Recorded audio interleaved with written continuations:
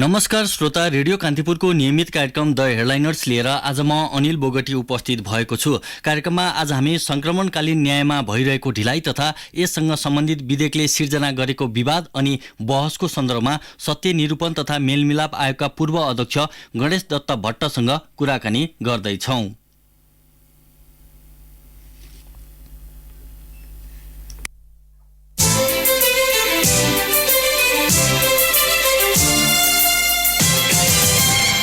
श्रोता, कार्यक्रमका हाम्रा अतिथिसँग तपाईको कुनै जिज्ञासा भए हामीलाई 5441 905 मा टिपाउनुहोला। कृपया कार्यक्रमका दौरानमा सोधिएका प्रश्न नराख्न आज पनि म तपाईहरुलाई अनुरोध गर्दछु। आजका हाम्रा अतिथि सत्य निरूपण तथा मेलमिलाप आयोगका पूर्व अध्यक्ष गणेश दत्त भट्ट हामीसँग टेलिफोन सम्पर्कमा हुनुहुन्छ। भट्टज्यू, यहाँलाई कार्यक्रममा स्वागत छ। हजुर, धन्यवाद हजुर। नेपालको हकमा संक्रमणकालीन न्याय झन अन्यलमा फस्दै गएको हो। यो के छ भनेदेखि वास्तवमा हामीहरू आयोगमा काम गरिरहेथ्यौँ। हेर्नुहोस् तपाईँको है, कानुन संशोधनको एउटा महत्त्वपूर्ण कुरा आफ्नै ठाउँमा थियो, तर सर्वोच्च अदालतको 2071 सालको चाहिँ सर्वोच्च अदालतको फैसला र विद्यमान ऐन र नियमावलीको अधीनमा हामीहरू काम गरिरहेथ्यौँ। र अहिले यतातिर आएर के छ भनेदेखि जुन संशोधनको चाहिँ के छ भने राजनीति भनौँ या के भनौँ तपाईँको, त्यसले गर्दाखेरि तपाईँको के छ भने अलिकता अन्यल चाहिँ बढाएको हो। तर यो मौकाको चाहिँ के छ भने अहिले ऐन संशोधन गर्नलाई जुन प्रयास भइरहेको छ र यसलाई चाहिँ के छ भने एउटा सकारात्मक रूपमा लिएर हामीले के छ भनेदेखि अहिले द्वन्द्व पीडितको हितमा द्वन्द्व पीडितले न्याय पाउने किसिमले चाहिँ ऐनको संशोधन गरेर हामीले अगाडि बढ्न सक्यौँ भनेदेखि जुन यो संशय चाहिँ देखिरहेछ यसलाई चाहिँ हामी के छ भने सम्बोधन गर्न सक्छौँ। एकातिर आयोगमा 63,000 भन्दा बढी उजुरी अल्पत्र अवस्थामा पुगेका छन्, अर्कोतिर संक्रमणकालीन न्यायसँग सम्बन्धित ऐन संशोधनमा ल्याइएको विधेयकमा यति धेरै विवाद छ भने हामी कता जाँदैछौँ? यसमा अनिलजी एउटा के छ भनेदेखि भनेपछि अल्पत्रको स्थिति छैन। हेर्नुहोस् तपाईँको एउटा ढिलो चाहिने भएको पक्कै पनि हो। आज विश्व शान्ति सम्झौता भएकै चाहिने 15 वर्ष भइसक्यो, आयोगहरू गठन भएकै चाहिने 8 वर्ष भइसक्यो। यति ढिलो तपाईँको चाहिने सम्म पनि हामीले न्याय दिन नसक्नु यो मुलुककै लागि एउटा दुर्भाग्यपूर्ण स्थिति हो। तर चाहिँ के छ भनेदेखि भनेपछि अल्पत्रै परेको स्थिति होइन। कारण के भनेदेखि भनेपछि म नै चाहिने हाम्रो टिम नै चाहिने 2.5 वर्ष हामीले काम गर्दाखेरि 18 महिना जति कोभिडको कारणले हामीले काम गर्न सकेनौँ। 1 वर्षदेखि एउटा असाध्य चाहिँ के छ भने मेहनतका साथ हामीले काम गरेका छौँ। त्यसको रिजल्ट चाहिँ पनि देखिएको छ तपाईँको। र एउटा म के भन्न चाहन्छु भनेदेखि संक्रमणकालीन न्यायलाई लजिकल इन्डमा पुर्याउने क्रममा ढिलो भएको निश्चित पनि रूपमा चाहिँ ढिलो भएको हो। तर एउटा बलियो चाहिँ पूर्वाधार चाहिँ बनिसकेको स्थिति छ। संरचना चाहिँ हामीले निर्माण गरेका छौँ। ऐन छ, नियमावली छन्, आयोगहरू छन्। अहिले दुर्भाग्य के भइदियो भने आयोगलाई चाहिँ भ्याकुममा चाहिँ राखियो। त्यो दुर्भाग्यपूर्ण स्थिति हो। मेरो एउटा आफ्नो विश्वास के छ भनेदेखि आयोगलाई एउटा रिजनेबल टाइम दिएर तपाईँको आयोगहरूलाई काम गर्न दिने हो भनेदेखि यो ढिलो चाँडो चाहिँ लजिकल इन्डमा पुग्छ भन्ने कुरामा मलाई विश्वास छ। तपाईहरुले 2076 माघ 9 गतेदेखि जिम्मेवारी सम्हालेर जुन काम गर्नुभएको छ त्यसले चाहिँ जुन खालको एउटा उत्साह चाहिँ देखिएको थियो कि पीडितहरूलाई अब चाहिँ हामीले न्याय पाउँछौँ भन्ने जुन खालको अपेक्षा उनीहरूले देखेका थिए, तर पछिल्लो समयमा पदाधिकारी विहीन हुनुपर्ने अवस्था अनि विधेयकको विषयमा यति धेरै विवाद आइसकेपछि अब चाहिँ के हुन्छ भन्ने संशय अलि बढी नै देखिन्छ। तपाईले त्यो कोणबाट हेर्दा कस्तो देख्नुहुन्छ? म निश्चित रूपमा चाहिँ के छ भनेदेखि यो तपाईँको 2.5 वर्ष चाहिँ हामी चाहिँ त्यो आयोगमा बसेर काम गर्ने अवसर पाइयो। मैले यहाँलाई भने जस्तै यो तपाईँको कोभिडको समयमा चाहिँ कोभिडको कहरको बेलामा हामीले काम गर्न सकेनौँ। हाम्रो नेचर अफ वर्कले पनि त्यो बेला हामीलाई धेरै अप्ठ्यारो हुन्थ्यो। गएको चाहिँ 1 वर्षमा रिगरसली हामीले काम गऱ्यौँ। म यहाँहरूलाई अनुरोध गर्न चाहन्छु, सर्वोच्च अदालत 2071 सालको सर्वोच्च अदालतको फैसला र आयोगसँग सम्बन्धित ऐन नियमावलीको अधीनमा रहेर ऐन र नियमावलीले तोकिदिएको विधि र प्रक्रियालाई अवलम्बन गरेर हामीले करिबन 618वटा चाहिँ के छ द्वन्द्व पीडितलाई चाहिँ के छ भनेदेखि हामीले चाहिँ परिचय पत्र उपलब्ध गरायौँ है। प्रारम्भिक र विस्तृत अनुसन्धानको कामलाई अगाडि बढायौँ। 538वटा चाहिँ के छ भनेपछि परिपूर्णको चाहिँ हामीले सिफारिसहरू गऱ्यौँ। करिबन 174वटा चाहिँ के छ भने मानवाधिकारको गम्भीर उल्लङ्घनका जो चाहिँ के छन् केसहरू छन् त्यसमा विस्तृत अनुसन्धान गर्ने भनेर निर्णय गऱ्यौँ। त्यसमध्येका 9वटा चाहिँ के छ भनेदेखि हामीले विस्तृत अनुसन्धानहरू पनि गऱ्यौँ। र यसरी चाहिँ के छ भने आयोग विस्तारै भए पनि एउटा आफ्नो लयमा चाहिँ अगाडि बढिरहेको अवस्थामा अहिले यो चाहिँ के छ संशोधन ऐन संशोधन हुनुपर्ने त अति आवश्यक थियो। द्वन्द्व पीडितहरूको पनि एउटा बटम लाइन के थियो भनेदेखि ऐन सर्वोच्च अदालतको फैसलाको 71 सालको सर्वोच्च अदालतको फैसलाको आधारमा ऐन संशोधन हुनुपर्छ भन्ने जो उहाँहरूको बटम चाहिने लाइन थियो, त्यसको आधारमा ऐन संशोधनका लागि जो अहिले विधेयक चाहिने तपाईँको संसदमा अथवा प्रतिनिधि सभामा पेश गरियो, त्यसले धेरै ठुलो एउटा संशय अविश्वासको वातावरण चाहिँ अहिले सिर्जना गरेकै स्थिति हो। त्यसमा निश्चित छ आयोगहरूलाई काम गर्न दिएको भयो। मलाई एउटा के लाग्छ भनेदेखि यो चाहिँ के छ, विधेयकलाई चाहिँ संशोधन गर्ने प्रक्रिया पनि आफ्नै किसिमले अगाडि बढ्न दिने, तर विधेयक संशोधन हुनुभन्दा अगाडिसम्म पनि आयोगहरूलाई काम गर्न दिएको भए यो अविश्वासको स्थिति चाहिँ रहँदैन थियो। हेर्नुहोस् तपाईँको होइन, ऐन संशोधन त जरुरी नै छ। हेर्नुहोस् तपाईँको हजुर पीडितको जुन चाहिँ ऐन संशोधन गर्नका लागि विधेयक प्रतिनिधि सभामा दर्ता भएको छ, अघि बढेको छैन, यसमा निकै आलोचना बहस र विवाद उत्पन्न भएको छ। तपाईहरू आयोगमा बहाल रहँदाको अवस्थामा सरकारले यो विधेयक ल्याउँदा चाहिँ तपाईहरूसँग परामर्श गरेको थियो कि थिएन?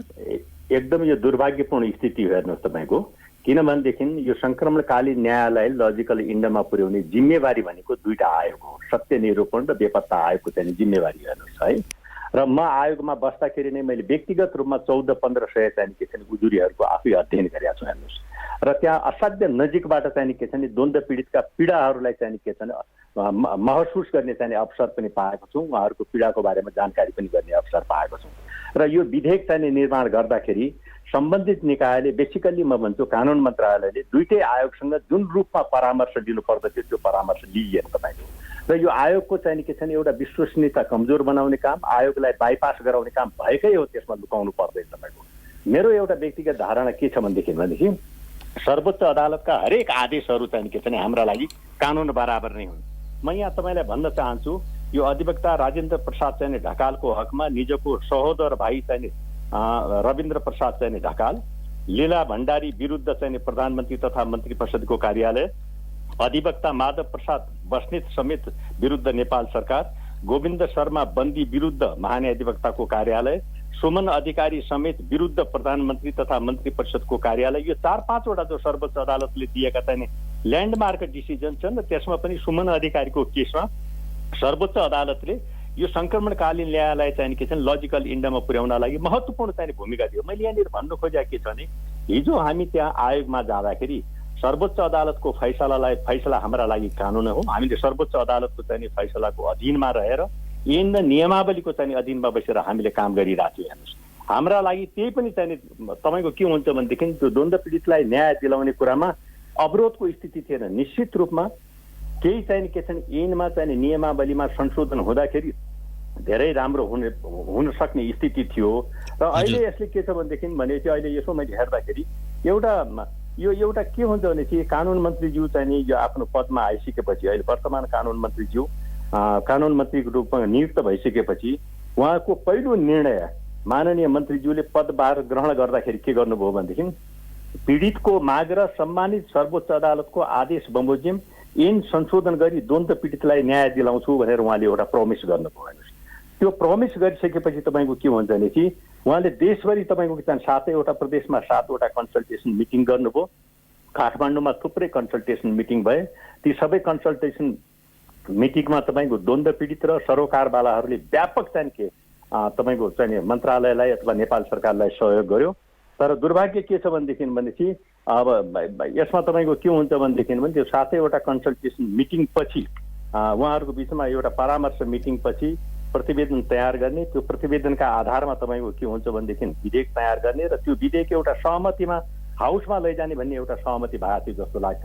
र अहिले यतातिर आएर तपाईँले भन्नुभएको जस्तो कानुन मन्त्रीको प्रतिबद्धता अनि सर्वोच्च अदालतले विभिन्न समयमा गरेको फैसला र आदेशकै लाई चाहिँ पृष्ठभूमिमा राखेर हेर्ने हो भने पनि सरकार के भन्दैछ भने हामी सर्वोच्च अदालतको आदेशभन्दा दायाँ बायाँ नहुने गरी कानुन संशोधन गर्दैछौँ, यति धेरै किन विवाद गरेको हो, अधिकार कर्मीहरूले किन कुरा नबुझेको हो भन्ने ढङ्गले उहाँहरूले प्रश्न उठाउँदै हुनुहुन्छ। होइन, तपाईँको के छ भनेदेखि त्यो होइन। तपाईँको हेर्नुहोस्, अहिले के छ भनेदेखि जो विधेयक तपाईँको के छ संसदमा अहिले लगियो तपाईँको है, त्यो विधेयकले तपाईँको के छ द्वन्द्व पीडितको भनाइ, मैले व्यक्तिगत रूपमा म आयोगमा बसिसकेको मान्छे, एउटा चेयरपर्सन भएर बसेको मान्छेले म आफ्नो कुरा भन्दा पनि म द्वन्द्व पीडितको कुरा के राख्न चाहन्छु भने जस्तो 2 मिनट मैले तपाईँलाई यहाँ मलाई दिनुहुन्छ भनेदेखि म यहाँ चाहिँ द्वन्द्व पीडित र सरोकारवालाले मुख्य रूपमा उठाएका कुराहरू चाहिँ म यहाँ अगाडि राख्न चाहन्छु। जस्तो त्यो चाहिँ कन्सल्टेसन चाहिँ मिटिङहरू भइसकेपछि एउटा प्रतिवेदन तयार गर्ने, त्यो प्रतिवेदन चाहिँ सहमतिमा चाहिँ तयार गर्ने र त्यसका आधारमा चाहिँ के छ संशोधन विधेयक तयार गर्ने एउटा मोटामोटी सहमति भएको जस्तो मलाई लाग्छ। तर अहिले द्वन्द्व पीडितले के भन्नुहुन्छ भने त्यो प्रतिवेदन पनि अन्तिम प्रतिवेदन पनि हामीलाई देखाइएन र तपाईँको के हुन्छ भने विधेयक लैजाँदाखेरि चाहिँ हामी यस्तो विधेयक हामी लैजाँदैछौँ भन्ने कुरा पनि हामीलाई जानकारी गरिएन। यो दुर्भाग्यपूर्ण स्थिति भयो र अहिले चाहिँ आम सरोकारवाला र द्वन्द्व पीडितको विशेष गरी द्वन्द्व पीडितको भनाइ के छ भने कि यो विधेयक चाहिँ पीडित मैत्री भएन, यो पीडक मैत्री भयो र त्यो उहाँहरूले कुन आधारमा भनिराख्नु भएको छ भने 7-8वटा आधार दिइराख्नु भएको छ त्यसको। म अलिकता यसमा चाहिँ सबै सरोकारवालालाई जानकारी गराउन चाहन्छु। मेरो यो व्यक्तिगत भनाइ भन्दा पनि द्वन्द्व पीडितको भनाइ यो के छ भनेदेखि भने कि कानुन मन्त्रालयले आयोजन गरेका परामर्शमा सरोकारवालाहरूको आधारभूत सहभागिता सुनिश्चित हुन सकेको थिएन। परामर्शको अन्तिम प्रतिवेदन सार्वजनिक पनि गरिएको छैन। परामर्श प्रतिवेदनमा अभिलेखबद्ध भएका विषयहरूको आधारमा विधेयकको मस्यौदा तयार गर्ने पूर्व घोषित प्रतिबद्धता विपरीतको काम कानुन मन्त्रालयबाट भयो। परामर्श कार्यक्रम सरोकारवालाहरूको आँखामा छारो हाल्ने चाहिँ प्रपञ्च मात्रै रहेको देखियो। संसदमा दर्ता भएको संशोधन विधेयक अत्यन्तै निराशाजनक छ। विधेयकले लगभग सबै पीडकलाई चाहिँ वैधानिक वा व्यावहारिक रूपमा फौजदारी दायित्वबाट पूर्ण उन्मुक्ति दिलाउने रणनीति अख्तियार गरेको बुझ्न कठिन छैन। कानुन मन्त्रालयले पीडित तथा सरोकारवालाप्रति आफ्नै पूर्व घोषित प्रतिबद्धता विपरीत चाहिँ के छ विश्वासघात गरेको छ। मूलतः पीडकलाई फौजदारी दायित्वबाट पूर्ण उन्मुक्ति दिलाउने रणनीतिक उद्देश्य अनुरूप विधेयक चाहिँ तर्जुमा भएको छ। र अर्को यो एउटा दुईटा महत्त्वपूर्ण कुराहरू के भनेको छ भनेदेखि संक्रमणकालीन न्याय सम्बन्धी समग्र विषयहरू सम्बोधन गर्न टीआरसी एक्टका साथै सम्बन्धित अन्य कानुनहरू पनि संशोधन गरिनु पर्दछ। अर्थात् संक्रमणकालीन न्यायका लागि एउटा ऐनमा संशोधन गरेर पुग्दैन, सम्बन्धित अन्य ऐनहरूमा पनि संशोधन गरिनु पर्दछ। तर त्यस दिशामा मन्त्रालयको चाहिँ ध्यान गएको छैन। दुईटा महत्त्वपूर्ण कुरा चाहिँ जो अहिले विधेयक संसदमा पेश भएको छ त्यसका सन्दर्भमा द्वन्द्व पीडितको रिजर्भेसन के छ भनेदेखि भन्दाखेरि विधेयकमा रहेका मानवाधिकार उल्लङ्घन तथा मानवाधिकारको गम्भीर उल्लङ्घनको परिभाषा, क्षमादान, अभियोजन, विशेष अदालतको क्षेत्राधिकार, पुनरावेदन सम्बन्धी व्यवस्था, न्याय निरूपण तथा दण्ड सजाय लगायतका विषयमा रहेको गम्भीर त्रुटिपूर्ण प्रावधानहरूलाई संशोधन गरेर मात्रै विधेयक चाहिँ पारित गरिनुपर्छ। सशस्त्र द्वन्द्वको क्रममा भएका हत्या, यातना, बलात्कार तथा यौनजन्य हिंसा, युद्ध अपराध र मानवता विरुद्धको अपराध लगायतका अन्तर्राष्ट्रिय मानवाधिकार तथा अन्तर्राष्ट्रिय मानवीय कानुन अन्तर्गत गम्भीर अपराधमा संलग्नलाई क्षमादान दिने, प्रत्यक्ष वा परोक्ष रूपमा फौजदारी जवाबदेहिताबाट उन्मुक्ति दिलाउने उद्देश्यबाट कुनै पनि किसिमको कानुनी व्यवस्था रहनु हुँदैन। यो सबै चिज हेर्दाखेरि द्वन्द्व पीडित र अन्य प्रमुख चाहिँ सरोकारवालाहरू, कानुन व्यवसायीहरू, मानवाधिकार कर्मीहरू, नागरिक समाजका चाहिँ प्रतिनिधिज्यूहरूबाट चाहिँ यो विधेयकका प्रति चाहिँ गम्भीर चाहिँ असन्तुष्टि चाहिँ के छ भनेदेखि व्यक्त गरिएको अवस्था देखिन्छ। यो मैले मेरो व्यक्तिगत कुरा भने आएन। हजुर, जस्तो यो तपाईँले भन्नुभयो जस्तै पीडितको तर्फबाट, अधिकार कर्मीको तर्फबाट, नागरिक अभियानसँग जोडिनु भएका व्यक्तिहरूले यो विधेयकप्रति गर्नुभएको टिप्पणी अथवा आलोचनालाई एक ठाउँमा राखेर हेर्ने हो भने विधेयकमा के सकारात्मक पक्ष चाहिँ पटक्कै छैन, यो विधेयक त कामै छैन भनेर भन्न चाहिँ मिल्छ कि मिल्दैन? तपाईँ यो क्षेत्रमा काम गरिसकेको हकमा होइन, विधेयकमा चाहिँ सबै नकारात्मक कुरा छन् भनेर मात्रै भन्दैन। विधेयकका सन्दर्भमा के हुन्छ भनेदेखि मैले उहाँहरूको इन्टेन्सनमा विधेयक ल्याउने राज्यको कानुन मन्त्रालयको इन्टेन्सनमा म डाउट चाहिँ के गर्न चाहदिनँ। तर के छ भने मेन कुरा यो विधेयक कति न्यायपूर्ण छ छैन भन्ने कुरा मैले भन्नुभन्दा पनि तपाईँको चाहिँ द्वन्द्व पीडित र चाहिँ अरू सरोकारवालाहरूको भनाइ मैले यहाँ अगाडि राखेको हुँ। र त्यो हेर्दाखेरि के छ भने यो पीडकलाई उन्मुक्ति दिने हिसाबले चाहिँ यो चाहिँ विधेयक चाहिँ ल्याइयो। पीडितलाई न्याय दिने र तपाईँको हिसाबले भन्दा पनि पीडकलाई उन्मुक्ति दिने हिसाबले चाहिँ यो ल्याइयो भन्ने जुन उहाँहरूको सरोकार छ, यो भनाइ छ, यसलाई चाहिँ राज्यले गम्भीरतापूर्वक चाहिँ लिनुपर्दछ। र मेरो के भनाइ भने यो सम्पूर्ण रूपमा चाहिँ के छ भनेदेखि यो नकारात्मक छ भनेर जानु हुँदैन। जस्तो यो विधेयकले चाहिँ के छ भने अन्तरिम राहत र क्षतिपूर्तिको कुरा गरेको छ, परिपूर्णलाई चाहिँ ग्यारेन्टी गराउने काम गरेको छ, यो आफैमा धेरै चाहिँ राम्रो हो हेर्नुहोस् तपाईँको है। खालि मात्र के हो भनेदेखि यसलाई समग्रमा हेर्ने हो भनेदेखि असाध्य मिहिन किसिमले यो द्वन्द्व पीडितको भनाइ के छ नि असाध्य यसलाई मिहिन किसिमले हेर्ने हो भनेदेखि यो पीडकलाई चाहिँ के छ सम्पूर्ण रूपमा पीडकलाई चाहिँ उन्मुक्ति दिने हिसाबले चाहिँ के छ भनेदेखि मिहिन किसिमले त्यस्ता किसिमका व्यवस्थाहरू यसमा राखिएको छ। यी व्यवस्थाहरू रहन्जेलसम्म चाहिँ के छ पीडकले न्याय पाउँदैन, पीडितले न्याय पाउँदैन भन्ने उहाँको यो जो कुरा छ, यसलाई चाहिँ के छ भनेदेखि नेपाल सरकारले विशेष गरिकन चाहिँ राज्यले अत्यन्त संवेदनशील चाहिँ भएर हेर्नुपर्दछ। यो धेरै वर्षदेखिको चाहिँ 8-9 वर्षदेखिको ऐन संशोधन हुनुपर्दछ भन्ने सर्वोच्च अदालतले पनि उठाएको कुरा, इन्टरनेसनल समुदायले उठाएको कुरा, द्वन्द्व पीडितले उठाएको कुरा, अहिले एउटा प्रयास भइरहेछ तपाईँको। अहिले धेरै आत्तिनुपर्ने केही स्थिति छैन। यसलाई चाहिँ द्वन्द्व पीडित सरोकारवाला अन्तर्राष्ट्रिय समुदायले उठाएका जो जिज्ञासाहरू छन् त्यसलाई ध्यानमा राखेर यसलाई परिमार्जन गरेर ऐन संशोधन हुनुपर्छ भन्ने मेरो मान्यता छ। मलाई व्यक्तिगत रूपमा भन्नुहुन्छ भनेदेखि अहिले जो विद्यमान ऐन छ, नियमावली छ, त्यसमा सामान्य परिवर्तन गर्दा पनि चाहिँ काम गर्न सकिन्थ्यो। हेर्नुहोस्, सर्वोच्च अदालतको आदेश भने त हाम्रा लागि कानुन हो। हेर्नुहोस्, त्यसका आधारमा चाहिँ ऐनको संशोधन हुन सक्यो भने धेरै राम्रो, होइन भने पनि हामीले काम गर्दाखेरि सर्वोच्च अदालतबाट भएर जो फैसलाहरू छन् त्यसलाई कानुनकै रूपमा हामीले मानेर हामीले काम गरिरहेका छौँ र काम रोकिने चाहिँ स्थिति थिएन। हेर्नुहोस् हजुर, जस्तो अब यसलाई यो विषयलाई जोड्ने हो भने नि जसरी सरकारले विधेयक ल्याएको छ, यो विधेयकका विषयमा यति धेरै आलोचना भनौँ, बहस भनौँ, विवाद भएको छ भने हिजोको समस्या भोलि पनि रहने अनि तपाईँ हामीले चाहेको जस्तो अघि तपाईँले भन्नुभएको जस्तो यो सङ्क्रमणकालीन न्यायको विषयले चाहिँ निकास नपाउने खतरातर्फ चाहिँ हामी उन्मुख हुँदैछौँ भन्ने अर्को थरी चिन्ता छ नि। यसमा त तपाईँको धारणा के हो? मलाई एउटा के छ भनेदेखि यो ढिलो चाहिँ हुन सक्छ। हेर्नुहोस् तपाईँको अब यो के छ भने अत्यन्तै ढिलो भइसक्यो। यो खालि ठुलो सैद्धान्तिक कुरा गरेर मात्रै हुँदैन।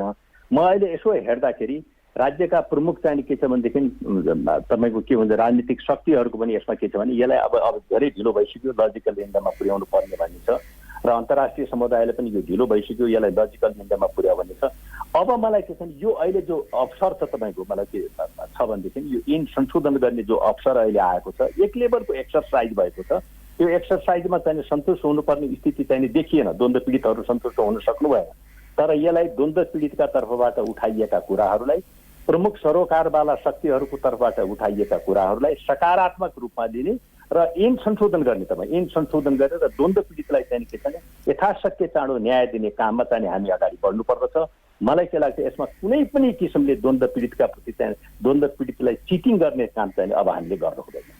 कतिपयले भन्ने गरेको सत्य निरूपणका लागि हिजो पनि कतिपय देशहरू झन्डै 40वटा देशमा आयोग बने तर सबैमा सफल हुन सकेनन् भन्ने गरिन्छ जब यसको विषयमा बहस हुन्छ। तपाईँलाई के लाग्छ नेपालमा हामी चाहिँ ढिलै भए पनि त्यस्तो खालको नियति भोग्नुपर्ने अवस्थामा पुग्दैनौँ भन्ने चाहिँ लाग्छ कि लाग्दैन तपाईँलाई? मलाई एउटा के लाग्छ भनेदेखि हाम्रो एउटा नेपालको धेरै ठुलो सफलता के छ भनेदेखि सङ्क्रमणकालीन न्यायलाई चाहिँ लजिकल एन्डमा पुर्याउनका लागि हामीले एउटा संस्थागत संरचना बलियो किसिमले तयार गरिसकेका छौँ। त्यो निश्चित रूपमा त्यसमा केही प्रश्नहरू उठेका छन्। त्यो कानुन अलि चाहिँ न्यायपूर्ण भएन, त्यसलाई बढी चाहिँ द्वन्द्व पीडित मैत्री बनाऊ भन्ने चाहिँ प्रश्नहरू उठिरहेछ। त्यसलाई चाहिँ मनन गरिकन यो नेपालमा के हुन्छ भने अलिकति ढिलो हुने सम्भावना हुनसक्छ हामीले धेरै ध्यान नदिने भनेदेखि। तर एउटा संरचनात्मक चाहिँ हामीले एउटा इन्स्टिट्युसनल एरेन्जमेन्ट आयोगहरू छन्, त्यसमा ऐन छ, नियमावली छ, सर्वोच्च अदालतले 4-5वटा ल्यान्डमार्क डिसिजनहरू गरेको छ, राज्यले राष्ट्रिय अन्तर्राष्ट्रिय मञ्चहरूमा चाहिँ हामी यसलाई लजिकली इन्डियामा पुर्याउँछौँ भन्ने प्रोमिस गरेका छ। यत्रो तपाईँको सिभिल सोसाइटीको प्रेसर छ, द्वन्द्व पीडितको प्रेसर छ, यसलाई सकारात्मक रूपमा लिएर हामीले अगाडि बढ्ने हो भनेदेखि मलाई के लाग्छ भने कि नेपालले आफ्नै किसिमले तपाईँको निश्चित रूपमा सङ्क्रमणकालीन न्यायलाई चाहिँ लजिकल इन्डियामा पुर्याउन लागि संसारमा विभिन्न किसिमका चाहिँ के छ भनेदेखि अभ्यासहरू भएका छन्, आफ्नै किसिमको चाहिँ अनुभूति छ, त्यो आफ्नो ठाउँमा छ। तर नेपालमा म के भन्छु भनेदेखि हाम्रो सबैको भनाइ यसलाई मैले के छ भने यो पर्फेक्ट कानुन बनाएर चाहिँ यो सङ्क्रमणकालीन न्यायलाई चाहिँ हामी लजिकल इन्डियामा पुर्याउँछौँ भन्ने मान्यतामा हाम्रो व्यावहारिक दृष्टिकोण बन्नु जरुरी छ। हेर्नुहोस्, म के भन्छु भने कि द्वन्द्व पीडितले कम्तीमा 60% भन्दा कम 60% माथि चाहिँ न्याय पाउने हिसाबले हामीले सङ्क्रमणकालीन न्यायलाई चाहिँ अगाडि बढाउनु पर्दछ। हेर्नुहोस्, त्यो भयो भनेदेखि हामी न्याय दिन सक्छौँ भन्ने मलाई लाग्छ। र मलाई के लाग्दैछ भनेदेखि यो लामो समय भएको कारणले शङ्काको स्थिति पक्कै छ। हेर्नुहोस्, तपाईँको शङ्काको स्थिति धेरै पक्कै पनि छ। तर के छ भनेदेखि जुन किसिमको अहिले ऐन संशोधन, अहिले मलाई धेरै शङ्का उपशङ्का भन्दा पनि अहिले यो ऐन संशोधनको जो विधेयक चाहिँ हाउसमा गएको छ त्यसमा धेरै ठुलो सेक्टरबाट रिजर्भेसन चाहिँ प्रस्तुत भएको छ। ती रिजर्भेसनहरूलाई, त्यो गुनासाहरूलाई सम्बोधन गर्ने गरिकन त्यसलाई लजिकली इन्डियामा यो अवसरको चाहिँ के छ सदुपयोग हुनुपर्दछ भनेर म भन्छु। त्यसमा सबैभन्दा बढी चाहिँ राज्य चाहिँ जिम्मेवार हुनुपर्छ। किनभनेपछि द्वन्द्व पीडित भनेको राज्यको जिम्मेवारी हो कि तपाईँको। द्वन्द्व पीडितलाई न्याय दिलाउने जिम्मेवारी भने राज्यको हो। राज्य त्यसमा चाहिँ के छ अत्यन्त चाहिँ संवेदनशील हुनुपर्दछ। मेरो त आफ्नो धारणा के छ भनेदेखि कानुनमा, मैले कानुन मन्त्रीजीलाई भेट्दाखेरि पनि हामीले अनुरोध गरेका थियौँ, तपाईँ धेरै ठुलो डिपार्चर चाहिँ गर्ने कोसिस नगर्नुहोस्। यो होल प्रोसेस चाहिँ बुमर्याङ हुन्छ, यो पेन्डोराज बक्स हुन्छ तपाईँको है। त्यसकारण चाहिँ के छ भने कानुनमा संशोधन नगरिनु हुने ठाउँमा हामी संशोधन गरौँ। कानुन संशोधन गराउने कुरामा चाहिँ के छ भने यो द्वन्द्व पीडितको पनि बटम लाइन छ। सर्वोच्च अदालतले पनि तपाईँको के छ भनेदेखि तपाईँको यो कानुन यसरी संशोधन गर भनेर भनेको छ। जस्तो मलाई के लाग्दछ भने सर्वोच्च अदालतले दिएको जो फैसला छ, सर्वोच्च अदालतले 2071 साल चैत्र 14 गतिको फैसलामा 4-5वटा कुरामा चाहिँ ध्यान केन्द्रित गरेको छ। हेर्नुहोस्, जसो के छ भने अदालतमा विचाराधीन द्वन्द्वसँग सम्बन्धित मुद्दाको टुङ्गो समेत अदालतले नै लगाउने, पीडितको अनिवार्य सहमतिमा मात्र मेलमिलाप हुने, गम्भीर अपराधमा माफी हुन नसक्ने, आयोगका सिफारिस उप अभियोजनको निर्णय गर्ने, नेपालको संविधानले महान्यायाधिवक्तालाई प्रदान गरिएको अभियोजन सम्बन्धी विशिष्ट र स्वायत्त अधिकारको सुनिश्चित गर्ने, र त्यसपछि अर्को के भनेको थियो भनेदेखि यो द्वन्द्व पीडित वा पीडितको संस्था, द्वन्द्व विशेषज्ञ, मानवाधिकार कानुनका विशेषज्ञ एवं सरोकारवाला सम्मिलित विशेषज्ञ टोलीको परामर्शमा क्षमादानका मापदण्डहरू कानुनमै टिकान गर्न, द्वन्द्वकालमा सशस्त्र विद्रोहको पक्षमा एवं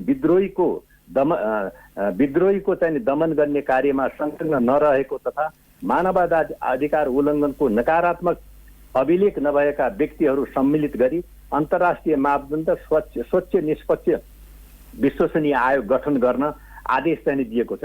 यो कुरालाई मात्रै हामीले ध्यानमा राखेर मलाई के लाग्छ भनेदेखि हामीले कानुन संशोधनतिर हाम्रो प्रयास भएको भए यति ठुलो तपाईँको चाहिँ के छ भने आज अविश्वासको स्थिति चाहिँ तपाईँले भन्नुभएको जस्तै सर्वोच्च अदालतले दिएको आदेश अथवा फैसला अथवा जुन खालको निर्णय यो विषयमा सुनाएको छ, यो त संक्रमणकालीन न्यायको सन्दर्भमा अभिन्न अङ्ग अथवा यो मुख्य पक्ष नै हुने नै भयो। तर कतिपयले के भन्ने गरेका छन् भने नेपालको हकमा शान्ति सम्झौताले कारबाही भन्दा पनि मेलमिलापलाई जोड दिएको थियो, तर अहिले चाहिँ कतिपय अधिकार कर्मी र नागरिक समाजका कतिपय अभियन्ताहरूले चाहिँ खास व्यक्तिलाई कारबाही गर्नुपर्छ, मेलमिलाप गर्नुहुन्न भन्ने जुन खालको अडान लिनुभएको छ, त्यसले चाहिँ संक्रमणकालीन न्यायको अहिलेको यो विषयलाई थप गिजोल्दैछ भन्ने टिप्पणी पनि हुने गरेका छन्। यसमा चाहिँ तपाईँको धारणा के हो? अनि यसमा के छ भने चाहिँ आयोगको काम कर्तव्यका सन्दर्भमा यिनले नै चाहिँ राम्ररी डिफाइन गरेको स्थिति छैन। जस्तो आयोगको काम र कर्तव्य भन्दाखेरि सत्य अन्वेषण गर्ने, पीडित वा पीडक पहिचान गर्ने, पीडित वा पीडक बीच मेलमिलाप गराउने, परिपूर्ण सिफारिस गर्ने, कारबाहीका लागि सिफारिस गर्ने र पीडित परिचय पत्र चाहिँ उपलब्ध गराउने, यो 5-6वटा चाहिँ के छ भनेदेखि आयोगले गर्नुपर्ने कामहरू भनेर यिनमै चाहिँ डिफाइन भएको स्थिति छ। अब एउटा के छ भने समाजमा चाहिँ तपाईँको के हुन्छ भने तपाईँको ओपिनियनहरू बाहिर आउनु आफ्नो ठाउँमा छ। हेर्नुहोस् तपाईँको है, मलाई के लाग्दैछ भने कसैले पनि तपाईँको चाहे द्वन्द्व पीडित होस् चाहे सरोकारवालाहरू हुन्, यो कारबाहीमै मात्रै जोड दिएको स्थिति चाहिँ देखिँदैन। हेर्नुहोस्, निश्चित रूपमा चाहिँ के छ भने संक्रमणकालीन न्याय भन्दाखेरि मेलमिलाप चाहिँ एउटा महत्त्वपूर्ण पक्ष हो। तर भनाइ एउटा के छ भनेदेखि बाहिरको एउटा प्रमुख सरोकारवालाहरूको भनाइ के छ भनेदेखि मानवाधिकारको गम्भीर उल्लङ्घन गरेका जो व्यक्तिहरू छन् तपाईँको, तिनीहरूमाथि कुनै न कुनै किसिमको चाहिँ कारबाही हुनुपर्दछ भनेर उहाँहरूले कुरा उठाइराख्नु भएको छ है। उहाँहरूको कुरालाई सकारात्मक रूपमा लिँदै चाहिँ के छ भने द्वन्द्व पीडितले न्याय पाउने किसिमले चाहिँ कानुनमा संशोधन हुनु पर्यो। अब समाजमा त कुरा त उठ्छन् नि, आफ्नो आफ्नो ओपिनियन मान्छेहरूले राखेर आफ्ना कजका लागि चाहिँ लबिङ गर्छन्, त्यसलाई सकारात्मक रूपमा लिँदै मात्र के हो भनेदेखि द्वन्द्व पीडितले न्याय पाउने, छिटोभन्दा छिटो न्याय पाउने परिस्थितिको निर्माण गर्ने। न्यायभित्र परिपूर्ण पनि हुन्छ, हेर्नुहोस्, परिपूर्णभित्र क्षतिपूर्ति हुन्छ तपाईँको, हेर्नुहोस् है। र त्यसमा चाहिँ के छ भने मानवाधिकारको गम्भीर उल्लङ्घन गर्ने व्यक्तिलाई चाहिँ कुनै न कुनै रूपको कानुनी कारबाहीका लागि पनि सिफारिस गर्नुपर्ने स्थिति हुन्छ तपाईँको। समग्रमा चाहिँ के छ भने आयोग र काम र कर्तव्य चाहिँ त्यसकारण चाहिँ के छ भने बाहिर पनि त्यो किसिमको बाइसनेस छ भन्ने मलाई चाहिँ त्यस्तो लाग्दैन। खालि उहाँहरूको इन्टेन्सन एउटा के देखिन्छ भने द्वन्द्व पीडितले छिटोभन्दा छिटो न्याय पाउनु पर्दछ, मानवाधिकारको गम्भीर उल्लङ्घनको चाहिँ आरोप लागेका व्यक्तिहरू आरोप लगाउँदैमा पनि हुँदैन नि, त्यो पुष्टि हुनु पर्यो, प्रमाणहरू हुनु पर्यो। हेर्नुहोस् तपाईँको हामीले आयोगले काम गर्दाखेरि एउटा बाहिर पर्सेप्सन एउटा के छ भनेदेखि म जहिले पनि भन्ने गरिरहेको छु, एउटा पर्सेप्सन हुन्छ, अर्को रियालिटी हुन्छ। जस्तो हामी आयोगमा काम गरिसकेपछि हामीलाई चाहिँ हाम्रा लागि चाहिँ गीता भन्नुहोस्, बाइबल भन्नुहोस्, कुरान भन्नुहोस्, हामीसँग सम्बन्धित आयोगसँग सम्बन्धित ऐन र नियमावलीहरू हामीले त्यहाँ बसिसकेपछि ऐन र नियमावलीको अधीनमा बसेर काम गर्ने हो। ऐन र नियमावलीले के भने चाहिँ आयोग समक्ष आएको कुनै पनि उजुरीलाई लजिकल इन्डमा पुर्याउन लागि ऐन र नियमावलीले तोकिदिएको विधि र प्रक्रियाको आधारमा तपाईँको हामीले काम गर्नुपर्ने हुन्छ। हेर्नु तपाईँको है, र यहाँ एउटा मान्छेको भनाइ के छ भनेदेखि आयोगले चाहिँ आफ्नो तपाईँको के हुन्छ भने चाहिँ तपाईँको तजविजी प्रयोग गरेर काम गर्न सक्छ, स्वविवेक प्रयोग गरेर काम गर्न सक्छ। यो अधिकार ऐनले हामीलाई दिएको छैन। ऐनले तोकिदिएको विधि र प्रक्रियाको अधीनमा बसेर हामीले काम गर्ने हेर्नुहोस् है। र त्यसकारण चाहिँ के छ भनेदेखि काम गर्न त्यति सजिलो पनि छैन, त्यति अप्ठ्यारो पनि छैन। मेरो त एउटा धारणा के छ भनेदेखि हेर्नु, यो कानुनमा धेरै ठुलो व्यापक चाहिँ के छ संशोधनको आवश्यकता नै थिएन। सर्वोच्च अदालतको फैसला हाम्रा लागि आफैमा कानुन हो। त्यो हामीले चाहिँ के छ भनेदेखि त्यसलाई सिरानीमा राखेर हामीले काम गरेका थियौँ।